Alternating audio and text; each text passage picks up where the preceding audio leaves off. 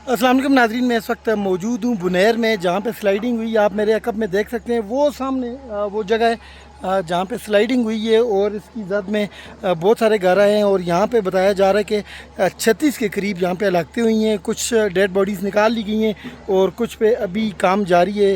वहाँ पे वॉलंटियर्स लगे हुए हैं, काम कर रहे हैं।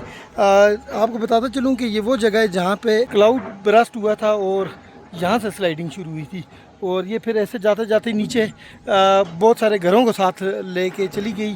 और यहाँ पे आप देख सकते हैं कि वो सामने अभी भी काम जारी है लाशें निकालने का। कुछ अभी बताया जा रहा है कि 4 लाशें जो हैं वो अभी भी यहाँ पर मौजूद हैं, जिनको निकालने का काम जारी है। और जो लोग इन लोगों के लिए मदद करना चाहते हैं, इन लोगों के पास रहने के लिए जगह नहीं है, टेंट यहाँ पे बहुत ज़्यादा ज़रूरी हैं, मेडिसन की बहुत ज़्यादा ज़रूरत है, खुराक की बहुत ज़्यादा ज़रूरत है, पानी की। ये चीज़ें अगर आप इन लोगों को पहुँचाएँ तो इन चीज़ों की इन लोगों को अभी फ़िलहाल ज़रूरत है।